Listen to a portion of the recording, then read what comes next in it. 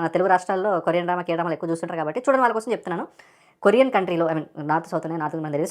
South కొరియాలో guns చాలా చాలా హెవీలీ రెగ్యులేటెడ్. బ్లాక్ మార్కెట్‌లో కూడా దొరకవు. గన్ను నీ చేతిలో దొరికితే ఆల్మోస్ట్ మర్డర్ శిక్ష చేసినంత 10 ఇయర్స్ అనుకుంటా పనిష్మెంట్ ఉంటది. అలాంటిది ఈ సినిమాలో ప్రతోడు గన్ పట్టుకొని ఉంటారు. కొరియన్ యాక్షన్ సినిమాలో చూస్తే హ్యాండ్ ఫైట్స్ ఎక్కువుంటాయి, నైఫ్ ఫైట్స్ ఎక్కువుంటాయి.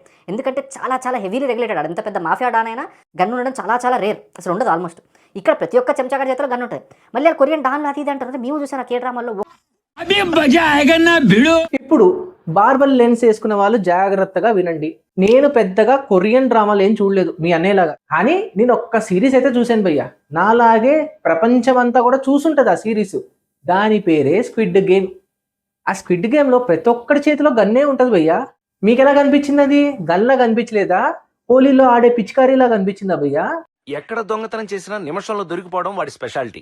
గూగుల్లో కూడా సెర్చ్ చేసి ఇలాంటి రివ్యూస్ ఇస్తే ఎలా భయ్యా? చూడండి, నేర్చుకోండి. మన తమిళ వాళ్ళు ఎలా ఇస్తున్నారో రివ్యూస్ చూడండి, ఎంత బాగా ఇస్తున్నారో రివ్యూస్.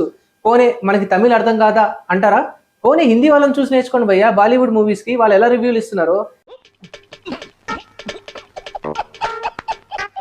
ఎప్పుడు చూసినా అవే మోనోటోనస్ రొట్ట రివ్యూలు, లాజిక్ ఉండదు, పాడు ఉండదు. సినిమాలో ఒకటి నడుస్తూ ఉంటది, మీరు ఇంకోటి ఏదో చెప్తా ఉంటారు.